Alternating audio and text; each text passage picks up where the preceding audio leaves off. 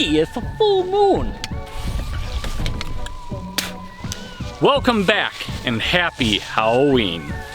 Now, if you've seen my videos and you've kept bees, you probably know I've done a lot of dumb things, but this is probably my dumbest yet. Beekeeping at midnight. So in this video, I have a big dome light back here. I am not going into the hives, but I am still trying to winterize and feed my hives. So without going into hives, I am going to put on my mouse guards tonight and also put in my feeders. Yep, there's a few bees coming out. I guess that light is bright enough for them. We'll see how this goes. So I have all these pre-cut. These are my 1/2 inch hardware cloths. Like I said in my last video, I heard that 3/8 would be a better size for it, but I couldn't find any, so this is what I have. So this is what we're going with. Now, the bees are pretty well in for the night, so we'll see how mad they get. Oh, they're mad. Yep. All right. Oh, here they come. Here they come. Oh, I missed. Sugar. There we go. So, I'm not really doing this just for a video. I'm actually doing this because I ran out of time today and life happens, and here I am back in the saddle. With very angry bees.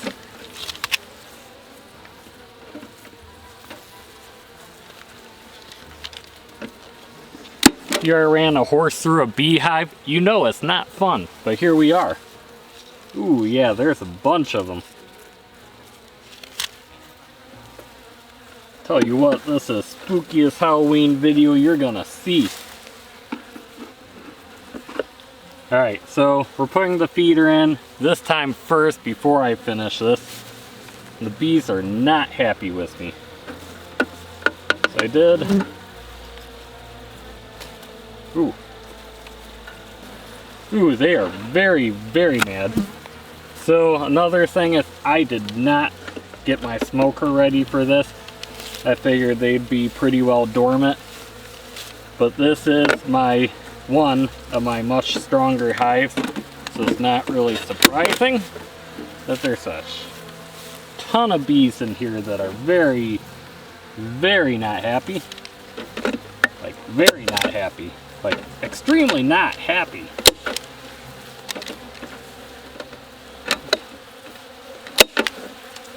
So basically these bees, man, why is this not, come on.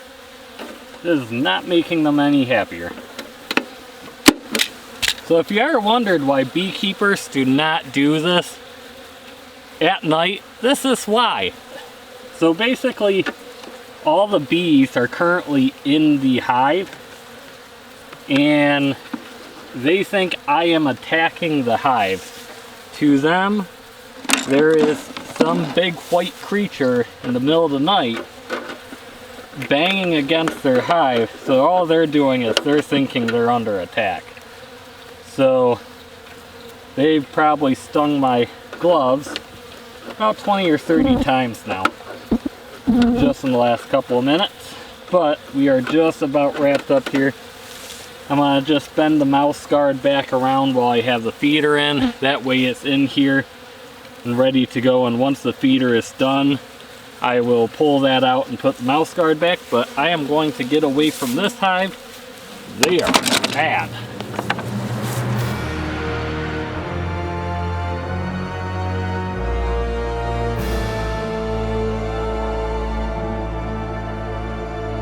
Alright, so I had to run down to the house real quick to get a new battery for my video camera. But on my way down, I realized something. That I smelled bananas. Bananas? So bees, when they're very angry and they're protecting the hive, what they'll do is they'll release a pheromone that smells exactly like bananas. So I have only ever smelled them release that pheromone one time.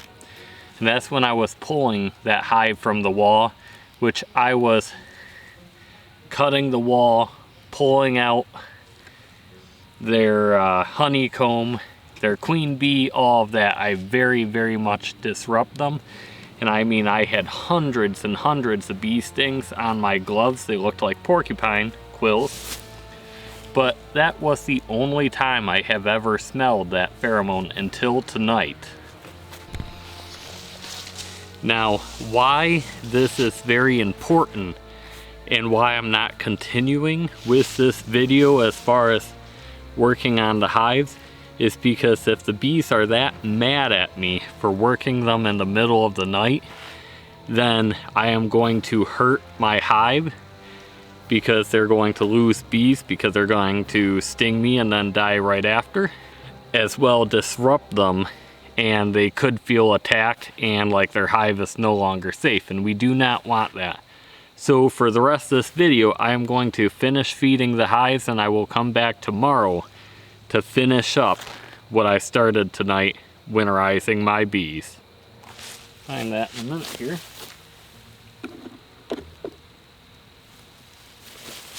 Even that slight vibration of putting the feeder into my tan hive back here, the bees were disrupted and you could feel them start to buzz, the vibration.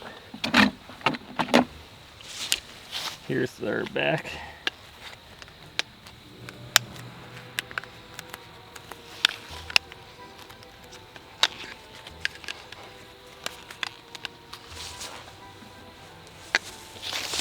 Now here's the feeder for the Nook.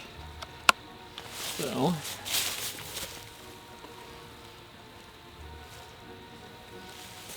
they are a little upset, but they are a much smaller colony, so they're not quite as worked up.